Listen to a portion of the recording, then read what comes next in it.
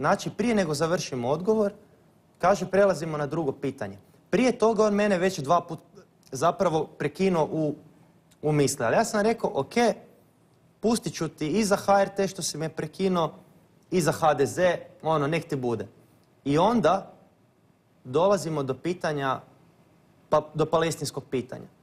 I on, a šta je bilo? On je tvrdio da je program HRT-a objektivan i da bi mi TV pretplatu trebali plaćati. Zašto vi mislite da ne treba plaćati RTV pristojbu? Ja dobivam svakodnevno jako puno mailova naših ljudi. Da. To je bilo naročito prisutno u vrijeme Radmana, međutim stvari se nisu bitno promijenile. Ništa se nije promijenilo. I ljudi i dalje traže da ta pristojba ne može ići za ovako...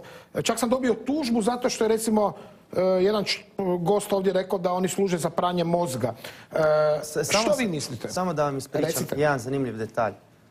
Glasnović general u Saboru, on je stalno meni govorio, Ivane, tamo su ti udbaši i staljinisti. Ja sam uvijek mislio, ludi Glasnović priča ono. Međutim, kad sam ja shvatio kakav je mentalni sklop Stankovića i zapravo kakve strukture on predstavlja, ja sam shvatio u biti da Glasnović nije daleko od istine. Znači nije ludi, kažu i za vas ludi Pernar, pa to nije pristojno reći. Ono što je on govorio, ono što on govori o tome ko upravlja HRT-om, ja se nažalost moram složiti. Međutim, dolazimo sad do teme Palestinaca. I tu Stanković 3. put onako prekida. A zašto prekida? Zato jer je on tvrdio kao dobro, on se na kraju složio s tim da je taj informativni program propaganda. Gledajte, kad vi 4 sata prenosite skup HDZ-a na televiziji, kad bi ja htio prenositi neki stranački skup Živog zida, ja bi morao to platiti HRT-u. Ili bi HRT napravio neki kratak prilog. Kad su to prenosili stranački skup? To je bilo sad prije par mjeseci. I onda oni... 4 sata da je trajalo. 4 sata je to trajalo. Na HTV-u? Da, na HTV 4 sata ona njihova izborna skupština na kojoj biraju jednog kandidata. Okay. I sad što se događa? Što se događa? HRT, to jest HDZ, ni kune nije platio HDZ-u za to. Znači oni HDZ-ove, htio sam reći HRT-ove, predizborne skupove, to jest te nekakve konvencije njihove, oni to smatraju informativnim programom. Nijedna druga stranka to nema. Ja nisam vidio da recimo stranačku konvenciju SDP-a prenose ili ne znam, Živog zida. Ali Milanović je iskakao iz paštete. Oni to rade na druge načine preko rejting agencija. Ima raznih vrsta manipulacija. Dobro, za Živi zid ne znam. Da. Kako god bilo, hoću vam samo reći. Znači da se radi o pranju mozga. Ja sam rekao svojedobno u Saboru, ako vi to želite voditi, gospodo iz HDZ-a, kao svoju partijsku televiziju, onda vi to financirajte. Nije u redu da građani to moraju preko svoje kičme, vi im šaljete onog Hanžekovića da ih masakrira i tako dalje. I onda što opet se znači vraćamo, i onda on rekao, da, dobro, on se zapravo, što je šokantno, on se složio s tim da je informativni program propaganda. On je rekao, pa dobro, ok, za informativni program razumijem. Ja gledam onako, to je jedna opasna teza. Znači kada voditelj prizna zapravo da se građanima ispire mozak. I tada kaže on, ali ne znam, neki obrazovni program, kulturni, sportski, ovo ono. Gledajte, ja sam njemu rekao, povijesni program vam je katastrofa. Vi imate situaciju da je naš narod toliko neobrazovan da dopušta da, znači, ekipa iz Izraela koja je etnički očistila 750.000 ljudi, koja okupira, znači, tamo već 50 godina te jadne Palestince, drži djecu u vojnim zatvorima, ruši im kuće, deložira ih iz tih kuća, otima im zemlju. Ti ljudi od tamo dolaze ovdje dijeliti lekciju o ljudskim pravima. Znači, ljudi koji ovog trena vrše torturu, okupaciju i maltretiraju ljude, dolaze ovdje i kažu, vi Hrvati, vi nedovoljno brinete za ljudska prava. A zašto onda Hrvati, odnosno zašto mi klečimo pred njima? Dobro, neki kažu da nam lekcije dijele ljudi recimo iz Engleske, skandinavskih zemalja, a zapravo ima i puno prigovora za kršenje ljudskih prava i na račun države Izrael. Ima i onih, ja ovdje samo sam kao novinar, ima i onih koji govore da je Izrael primjer kako se treba braniti, kako se treba čuvati jedna nacija od napada, da bi to bio dobar primjer i za Hrvatsku. To ne tvrdim ja, ali imaju oni koji imaju takve argumente. Meni je drago da ste izrekli svoj stav, jer je uloga znači, novinarstva, odnosno TV emisija, da svatko ima mogućnost izraziti svoj stav. Međutim, što se dogodilo? U tom trenutku kad je on vidio da sam ga ulovio za riječ i da ću ga sad masirati s tom pričom o tome koliko je kvalitetan njihov, ne znam, obrazovni program, kakav god već, on je htio preskočiti na iduće pitanje. A to je njegova klasika. Kada on voditelja, to jest kada pita gosta nešto i kad vidi da se gost nalazi, samo prekida gosta, ide dalje na iduće pitanje i onda, ne znam, u jednom pitanju se gost ne snađe, on ga je 10 puta sasjekao, jednom se nije snašao i onda ljudi kažu, viš kak je Stanković ispreskakao gosta. A šta, pa mogu ja tako, možete i vi mene tako ispreskakat da kad otvorim usta vi kažete stani. I sad što se događa? U trenutku kad on meni kaže ne možeš više ti pričati o tome i postavi drugo pitanje, ja kažem gospodine Stanković, ja ću odgovoriti na vaše pitanje, to ima na snimci, ali molim vas da prethodno samo dovršim odgovor na pitanje koje ste ranije postavili. I on u tom trenutku kaže ne. Nećemo se vratiti nazad, idemo na novo pitanje. Ja njemu kažem, gospodine Stanković, molim vas, dozvolite mi da dovršim. Jer ću inače izaći iz studija. Znači imam pravo ovdje govoriti, ljudi koji gledaju televiziju imaju me pravo čuti, a o čemu se radi? Kad smo prije emisije ja i vi razgovarali, vi ste meni rekli jednu misao, a to je da vaša emisija ne postoji radi vas, nego radi gledatelja i gostiju.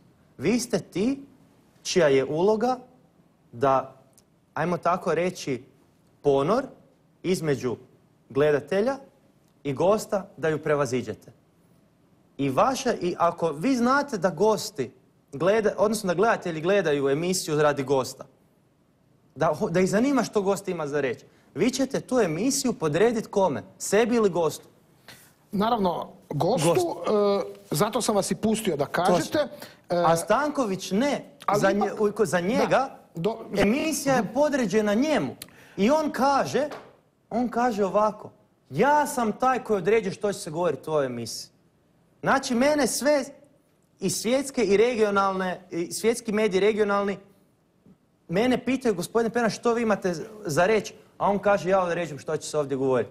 I kad sam ja vidio da on zapravo je taj koji ne samo da određuje ritam intervjua, već da on ima namjeru sadržaj intervjua određivati, odnosno da on zapravo dozvoljava da se govori samo ono što on želi da javnost čuje. Je li stigao, nisam gledao skroz, je li stigao staviti naočale, one što reklamira, one... Nisam pratio. Da, inače to ima tu nisam pratio. I u tom, samo sekundu, prosti, i u tom trenutku ja sam si mislio u sebi, stari moj, ako si ti taj kojeg će se slušati, koji će pričat, onda pričaj sam sa sobom. Onda budi ko Romano Bolković. I ne znam kako prije tako bilo. I onda sam se lijepo digao i otišao. Pazite što se događa. Ja se dignem, izađem iz studija i krenem van. A on za mnom, i on odjavi emisiju i onako poviče, kaže, hoćeš se vratiti u emisiju. Ja kažem, pa naravno da neće, doviđenja. Znači, on je očajnik, jer njemu se ovo nikad nije dogodilo.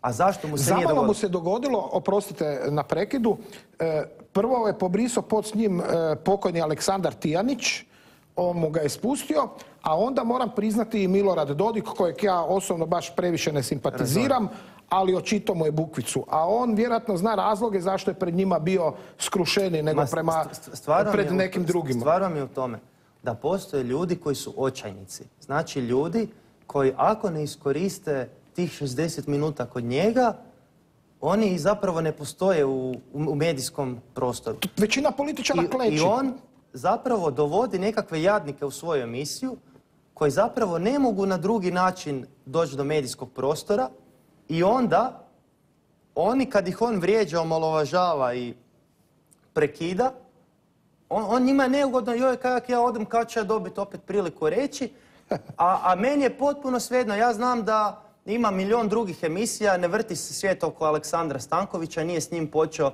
neće s njim završiti. Zapravo sam mu htio dati jednu lekciju da ne može omalovažavati gosta i da mora shvatiti da emisija ne postoji radi njega, nego radi gosta. Eto, s time smo završili taj dio priče.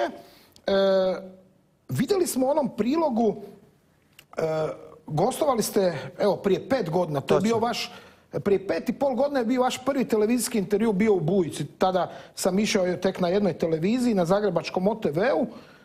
Nosili ste tada Facebook prosvjete, 1000 ljudi. Letica kaže da vas je zamolio da ne idete više Jadranki Kosor pod prozore. Ona je i prestala biti tad premijerka, izgubila izbore, pa ste prestali ići.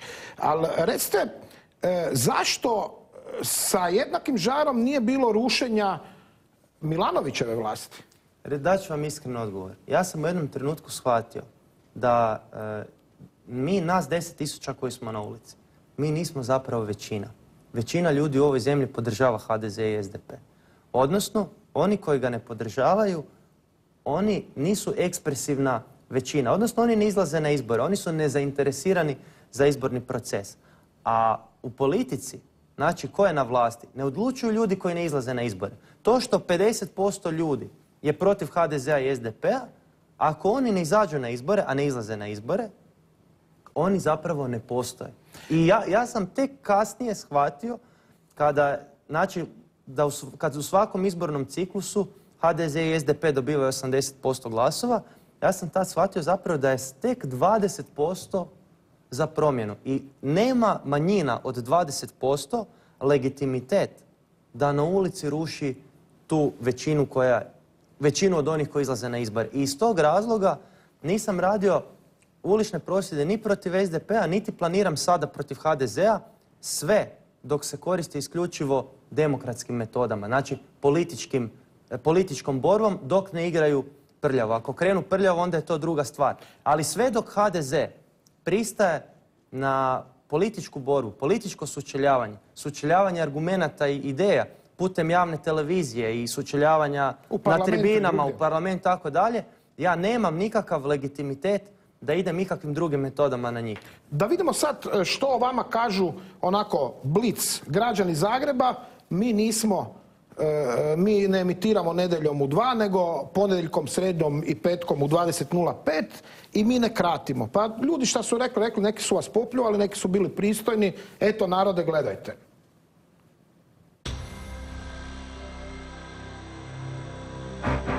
Ivan Pernar, kaj mislite o njemu?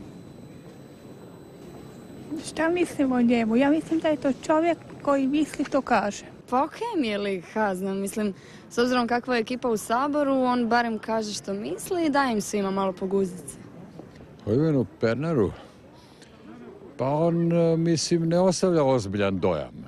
On je jako aktivan u Saboru, ali to je sve u nekako svrhu vlastite promocije i tih cirkusa koje one radi. Taj dečec ova zadnjika je, slušajte, kaj da velim, to je mlado ludo, da vam bom otvoreno. Pa okej, momak. Neka priča. Ivanu Pernaru, ja bih rekla da ovako, imam podvojeno mišljenje, ali prije svega bih rekla egzibicionist. Nemam pojma o tom čovjeku. Negativna osoba. Ivan Pernar. Pa meni ništa znači. Nemam pojma ko to je uopće. Za Osječku može? Može. Ivan Pernar, mišljenje? Pa, malo antipatičan, ali s obzirom da je došlo vrijeme da neko kaže nešto što se već dugo nije reklo u takvom smislu, pozitivno za sada. O Ivanu Pernaru, da je desno onaki, trebalo bi nam sad. Hvala.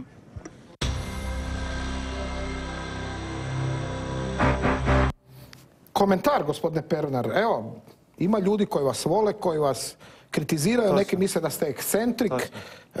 Što biste vi komentirali na ovo? Ja se sjećam, uvijek bi ja govorio u emisijama da se ljudi meni smiju i ne razmišljaju ozbiljno onome što im ja govorim, sve do trenutka dok im interventna policija ne pokuca na vrata. Znači, sve dok čovjek ima stalno radno mjesto, dok ima krov nad glavom, dok plaća uredno stiže, sve u redu. Kada postane životna situacija nesigurna, kada se zaredaju ovrhe, kada kuća, dom, odnosno stan ode na bubanj, tada ljudi polako shvaćaju ozbiljnost mojih riječi. Ja ponavljam isto ono što sam prije 5 godina kod vas ponavljao u emisiji, a to je da je glavni problem u Hrvatskoj pogrešna uloga centralne banke. Znači da ona ne emitira novac, da služi kao mjenjačnica, da zato se krediti ne mogu vratiti, jer u takvom modelu, ono što govorim, vanjski dug se preljeva unutarnji, uvijek treba vratiti vani više novca nego je posuđeno, znači plus kamata. Mi taj novac, naravno, budući da ne postoji, ne možemo ni vratiti. Imamo kreditnu krizu, imamo raspad proizvodne ekonomije i tako dalje. I 5 godina ja to govorim i 5 godina naš narod govori to nije problem. Ja sjećam kad sam 2011. govorio na televiziji da je centralna banka mjenjačnica, jedna djevojka mi je rekla, što je u kafiću to gledala, kaže, rekao jedan gost, pa što ovaj Pernar priča gluposti, kakve veze ima, jel centralna banka mjenjačnica ili nije. Što će reći da mi imamo situaciju da HTV nije informirao građane, a trebao je, o važnosti ispravne regulacije novca i našim građanima se ova situacija istovremene besparice i kreditne krize prikazuje kao da je to neka pojava poput recimo tuče koja je odjedanput došla, ne možemo to spriječiti i tako dalje. Ili ovih izbjeglica. Znači oni prikazuju te izbjegličke valove kao da je to elementarna nepogoda, kao došla poplava i tako dalje. Što vi mislite o Pa skriva se migrantima? uzrok. Skriva se uzrok. Znači ako mi znamo da je Amerika svojim bombardiranjima Iraka, Afganistana, Sirije, Libije, na kraju krajeva i podržavanjem etničkog čišćenja Palestinaca stvorila izbjeglice. A logično je da će te izbjeglice ići na najbližu rutu gdje im paše. Ići će prema Europi, neće ići za Ameriku. Amerika im je daleko. I umjesto da se postavi pitanje zašto se tu politiku podržava, zašto naša Hrvatska sudjeluje u tome, zašto podržavamo, recimo, Hrvatska je podržala NATO-vu intervenciju u Libiji. Hrvatska je vojnike drži u Afganistanu. Znači, umjesto da se postavi pitanje zašto mi u tome sudjelujemo, mi krivimo izbjeglice koji su zapravo taoci cijele situacije. Ja ne govorim ovdje o, ne znam, ekonomskim imigrantima iz Bangladeša ili koji dolaze, ne znam, iz Kameruna.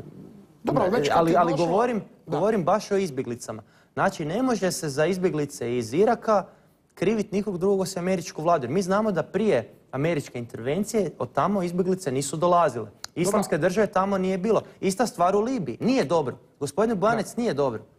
Ne, ja sam htio nešto drugo vam reći.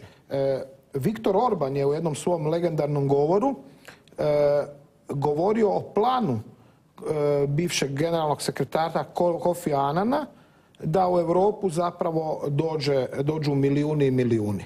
Je li ovo ostvarenje tog plana bez obzira na to tko je isprovocirao taj plan? Ja ću vam samo reći da smisao dovođenja velikog broja ljudi, ja sam davnih dana rekao da se ekonomski problemi u Africi ne mogu riješiti migracijom u Europu. Jer kad bismo mi sutra 500 milijuna Afrikanaca doveli u Europu, mi ne bismo riješili socijalne probleme u Europi. Jednostavno bi se socijalni sustav bi ovdje kolabirao.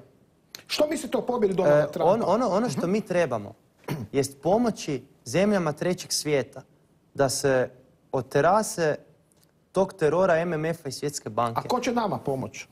Gospodine, mi moramo pomoći sami sebi, ali hoću vam reći da je Amerika ta koja putem tih MMF-a i Svjetske banke drži te zemlje u ekonomskom ropstvu. Drži ih u ekonomskom ropstvu i stanju trajnog siromaštva i ne dozvoljava da se izađe van. Znači, ucjenjuje i podržava te korumpirane režime. Pazite, Amerika ne ruši vladare onih zemalja koji su korumpirani, koji daju Americi proviziju interes. Već kada se pojavi neka suverena ličnost, samostalna, kao Muammar Gaddafi, Gaddafi moraš ići, doviđenja.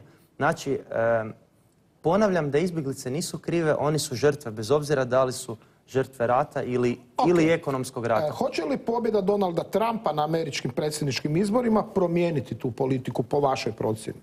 Po meni ne, a evo i zašto.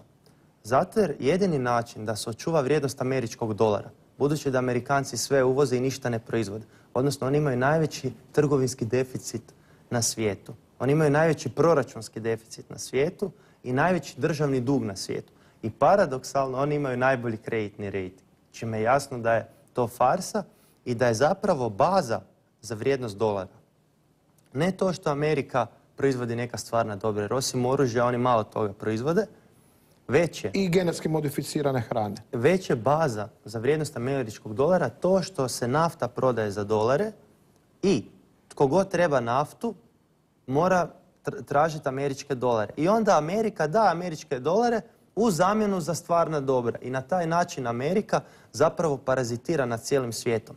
Kada Amerika ne bi vodila ratove, recimo da Amerika nije išla rušiti Sadama Huseina 2003. Imajte na umu da je pred kraj 2002. Saddam Hussein rekao ja više ne prodajem naftu našu za dolare, već samo za eure.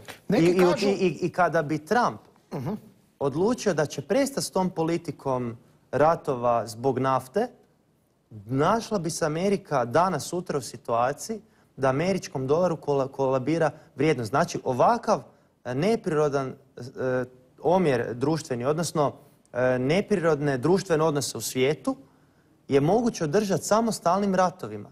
I ako bi Trump išao reći ja sam protiv tog odnosa, strukture koje drže federalne rezerve, znači Američka središnja banka je privatna banka u rukama par tih entiteta, privatnih, a ne države, ta ekipa na vrhu federalnih rezervi bi se pobunila protiv njega. I znate ko je zadnji prije njega ustao, to jest mi ne znamo hoće li on ustati protiv Feda, ustao je John Kennedy.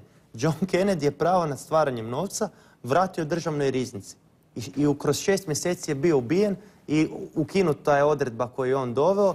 Nixon je vratio sve kako je bilo. Što će reći da je Trump svjestan toga što se dogodilo Kennedyu i svjestan je toga zapravo da ukoliko se usprotivi tim strukturama da će se naći u problemima. Ja mislim da on nema hrabrosti da se s tim suoči. Neki kažu da ste zbog ovakvih priča, ima to u medijima, ruski igrač. Jel idete kad u rusku ambasadu u Zagrebu, jel se sastajete tamo sa osobljem i tko vam je u tom kontekstu recimo organizirao putovanja po Beogradu, Banja Luci, gdje ćete ići? Jesu li to samo medijski pozivi ili ima nešto i u ovim pričama? Putovanja što se tiče medija po regiji, to su isključivo pozivi od strane medija. Što se tiče ruske ambasade, ja sam prvi put njih nazvao na telefon nakon što su krenuli medijski udari na mene. Znači, mi smo imali situaciju da su izbori prošli i odjedanput Pernar ovo, Pernar ono, Živi zid ovo, Živi zid ono. A pazite, zašto? Zato jer smo mi jedina stranka koja je protiv Europske unije, protiv NATO-a, protiv novog svjetskog poretka i zapravo protiv američke dominacije. I HDZ od nas tražio da im damo svoje potpise za Plenkovića. Mi smo to odbili, oni su rekli ako nećete dati potpise, nadrapali ste, gotovi ste. Ko vam je to rekao? Posrednik između, odnosno čovjek koji je imao vezu s HDZ-om i on nam je rekao... Dobro, to može biti rekla kazala. Ljudi imaju imena i prezimena. Gledajte, on je nama rekao mi ćemo vas uništiti ako nećete kleknuti pred nas. Ja sam tada shvatio zapravo da je to jedna odvratna ekipa, a znao sam s druge strane zbog čega oni nas napadaju, odnosno koji su stvarni motivi zašto se mi nalazimo pod pritiskom medija. Ja sam tad nazvao rusku ambasadu, ja sam rekao gospodo, nas se terorizira, nas se politički progoni ovdje. I oni su rekli gospodine Pernar, prespojit ćemo vas. I prespojili su me na Sergeja Trofimova, prvog tajnika ruske ambasade tu u Zagrebu. On je ujedno i politolog i politički analitičar. I kad sam se sjeo sa njim za stol, on je meni rekao Ivane, gledam ovo sve što se događa, gledam sve ovo što mediji vama rade. Veli, to sve što rade vama mediji tu u Hrvatskoj, to i mi isto radimo u Rusiji, našoj opoziciji koja je za Ameriku i NATO. Ja kažem, pitam njega, zar vi u Rusiji imate stranku koja je za Ameriku i NATO? Veli on da, veli naravno da imamo. Međutim, kaže on, ovolika količina tih napada na vas, znači gdje su to cijele naslovnice, udarni termini u dnevniku, znači kada vidiš količinu tih napada, a da je grupa ljudi koja se napada zapravo jako mala, nas je u Živom zidu 4 u Saboru, dobro. Samo sekunda dovršim, i da zapravo mi ne odlučujemo ničemu u Saboru, on je rekao, Ivane, to ti nije znak njihove snage, nego znak njihove slabosti. I tad sam ja prvi put shvatio zapravo da ti histerični i agresivni napadi su zapravo ne znak toga koliko su oni jaki, nego koliko su zapravo jadni i bijedni. Ali recite, nije li isto ili slično, nije isto, ali slično. Neki idu u Buzin kod Amerikanaca po savjete, a vi ste otišli kod Rusa. Za mnogo Hrvata je neprihvatljivo jedno i drugo. Da, međutim, morate imati na umu. Da, nisam išao kod Rusa da oni meni kažu što ja moram govoriti, ili su oni meni rekli, Pernar, ti moraš govoriti ovo ili ono. Jer mislim i Mesić je išao kod Rusa. Ali vam hoću samo reći da kroz razgovore sa Rusima, oni nikada nisu rekli meni, ne znam, ti moraš ovo ili ono. Dok iz američke ambasade dolaze takve direktive. A što ste govorili u Beogradu? Ja ću vam dati primjer. Kad je bilo pitanje slanja hrvatskih vojnika u Afganistan, tada je SDP imao većinu u Saboru. I tada a trebala je dvotrećinska većina za slanje vojnika van granica. I tada je Sanader izašao na binu i rekao u ime kluba HDZ-a, kaže, HDZ neće to podržati. Jedanput je nastala frka u Saboru, kako ćemo sad to provesti? Nema većine. I onda je nazvao američki veleposlanik Sanadera i rekao mu to se treba napraviti. I onda je Sanader izašao za govornicu i rekao, zvale su me majke poginulih branitelja i ipak će HDZ podržati taj prijedlog, što će reći da iz američke ambasade, iz Brisela dolaze direktive. A ja sam pitao za pomoć i savjet, znači Ruse, zašto? Zato jer sam znao da su oni, koliko god pod navodnicima ja bio pametan, ti ljudi su uvijek puno pametniji od mene i oni znaju na koji način, odnosno kojim mehanizmima taj sustav djeluje jer imaju iskustva u svim zemljama. Jednostavno će mi dati par savjeta da ih odhendlam, da ih skinem sebi sa vrata. Idemo sad na reklame, dragi gledatelji. Eto nas natrag u studiju Bujice, gost je gospodin Ivan Pernar. Gospodine Pernar, pričali smo o tom i ruskom utjecaju u Hrvatskoj. Jeste li, recimo, kad ste putovali u Beograd, jučer, prekjučer, vi ste kod Rusa bili prije toga? Davno, bio sam još prije, da, naravno. Ali nisam... Hoćete ići u Vukovar, recite mi? Nisam bio kod Rusa. Bio sam za Sputnik, sam dao intervju putem telefona, onaj koji je završio. Da, a ovaj intervju što ste dali u Beogradu jučer? To sam bio baš u studiju, oni imaju radio tamo svoj... Ruski studio, radio ruski studio, da, i oni vam funkcioniraju kao Voice of America, Glas Amerike. Znači oni vam imaju frekvenciju na svim, to jest na većini tih radio postaja, znači imaju u Beogradu, točno imaju svoj termin i mi smo jednostavno samo iskoristili taj termin, govorili smo i tako. Možemo pogledati jedan isječak iz intervjua? Naravno, uvijek. Evo, da vidimo jedan isječak iz intervjua ruskoj agenciji koje je jučer u Beogradu dao Ivan Pernar.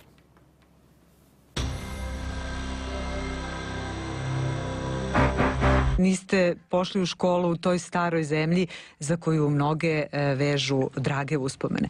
Evo, Rosita Martić, ne znam odakle, pitanje za gospodina Pernara. Osuđujete Izrael za genocid nad Palestincima i NATO-u, šta radi na teritoriji tuđih domovina. Šta mislite o srpskom genocidu nad Hrvatima na hrvatskom teritoriju? Rušenju i paljanju kuća, hrvatske imovine.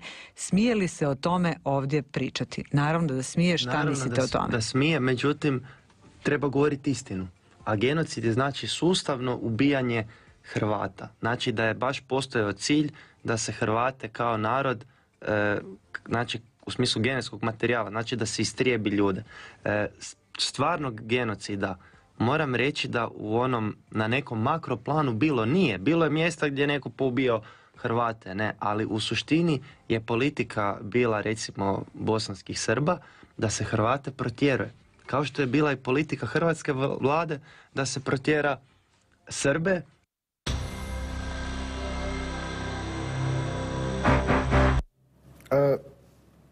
Eto nas natrag u studiju. Vi zaista mislite, gospodine Pernar, da nije bilo genocida nad Hrvatima?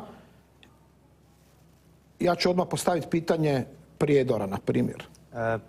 Kad kažem genocida, nije ga bilo ni Izrael nije počinio genocid. Ja nisam nikad rekao da je počinio genocid, već da je počinio etničko čišćenje.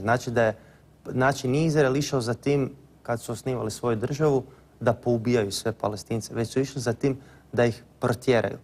Mi smo imali situaciju da su Hrvati protjerani iz Vojvodine. Znači nisu sad Srbi ono ko u nekom horror filmu se jedan dan probudili i rekli idemo ubiti sve Hrvate. To se recimo dogodilo u Ruandi. Nego su rekli idemo protjerati sve Hrvate. I to nije genocid, to je etničko čišćenje. Znači ista stvar je i u Ukrajini gdje su Srbi uspostavili tu svoju paradržavu.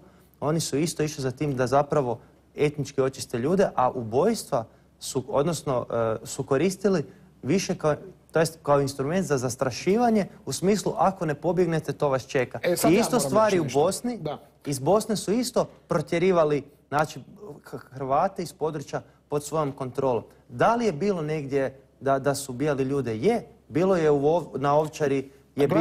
Ja moram baš što se tiče Ovčare reći. Nećemo skretati s teme i ne prekidam vas zato. Ja ovdje ne mislim raspravljati sad o definiciji genocida u teoretskom smislu. Ja razumijem što vi hoćete reći, ali što je genocid nego ono što se dogodilo na Ovčari? Tamo su ljudi eliminirani. Znači, u Prijedoru bilo je i rasprava oko haške presude za Prijedor.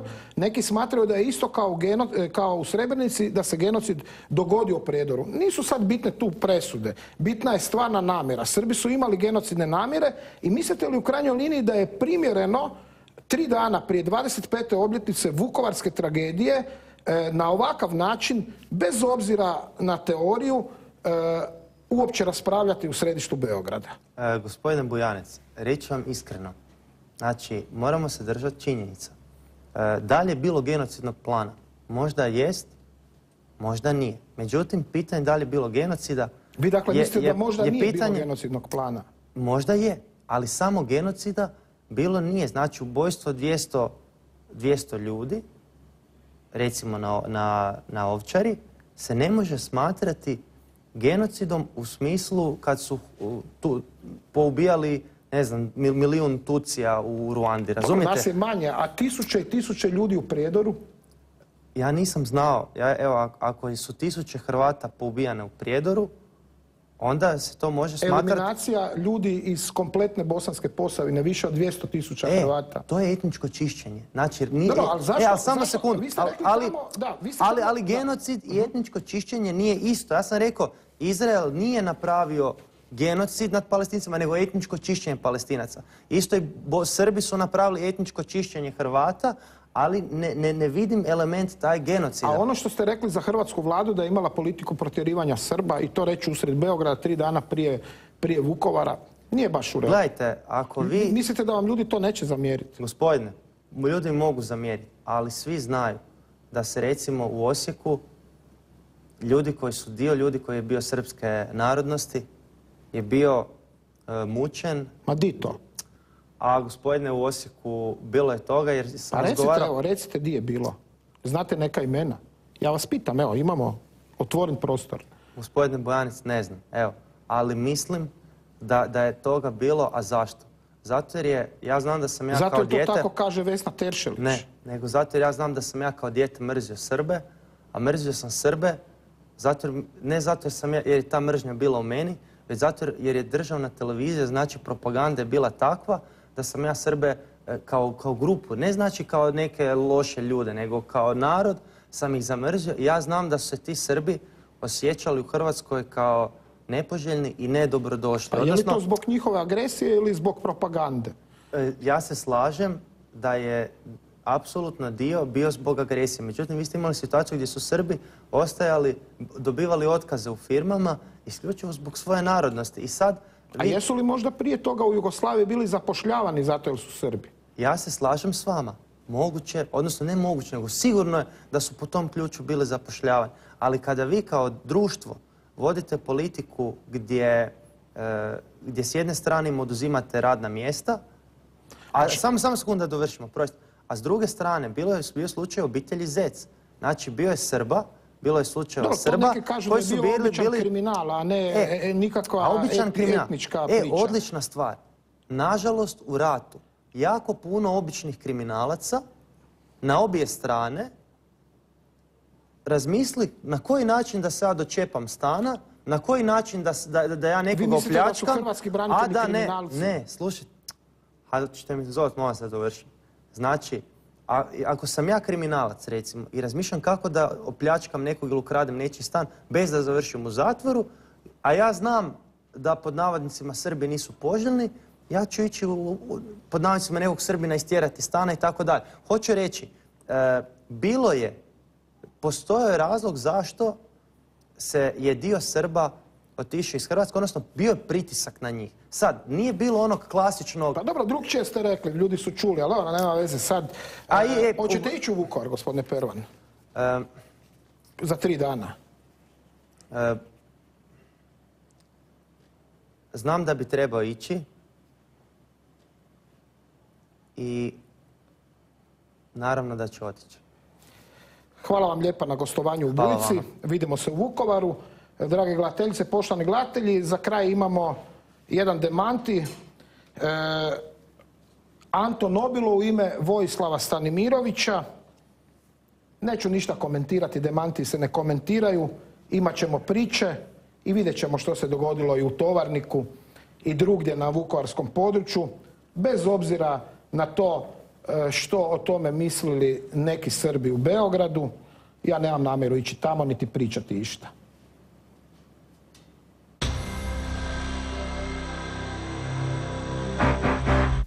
U emisiji Bujica od 10. listopada 2016. godine urednika i voditelja Velimira Bujanca, gost u emisiji Antun Ivanković na najgori mogući način optužuje gospodina Vojislava Stanimirovića i njegovu suprugu Ljeposavu Stanimirović za počinjenje ratnih zločina na području Vukovara i Tovarnika. Gost Antun Ivanković izrijekom navodi da je Ljeposava Stanimirović sa doktorom Martinovićem prikrivala zločin, jednako kao i Vojislav Stanimirović koji joj je bio nadređen, a što je vrlo teška, ničim dokazana, neistinita i klevetnička tvrdnja, uz neprijepornu činjenicu da je Županijsko državno odvjetništvo u Osijeku odbacilo kaznenu prijavu. Voditelj urednik Velimir Bujanec na ovu tvrdnju gosta nije prigovorio niti se ogradio od izjave, unatoč pravnoj činjenici da je Državno odvjetništvo povodom kaznene prijave profesora doktora Jurčevića nakon 3-godišnje istrage obustavilo kazneni postupak protiv doktora Stanimirovića. Tijekom sporne emisije od 10. listopada 2016. godine nekritički ste emitirali izjavu Slavice Popović, koja izjava je u više navrata prekidana izjavama vaše novinarke Karmele Bebek, a u kojima obje na najgori mogući način optužuju gospodina i gospođu Stanimirović za počinjenje ratnih zločina, odnosno pomaganje, sudjelovanje u počinjenju ratnog zločina. Na posljedku neistinite su i klevetničke izjave o doktoru Stanimiroviću koje ste snimili i pustili u emisiji, a izgovorene od Slavice Popović i Stijepe Peulića. Neistinito i klevetnički bez ijednog dokaza vaš gost Antun Ivanković je u emisiji iskazao da je gospodin Stanimirović lobirao preko gospodina Uzelca da se zaustavi snimanje filma Krvava berba grožđa, što jednostavno nije istina. Odvjetnik Anto Nobilo u Zagrebu 10. listopada 2016. godine.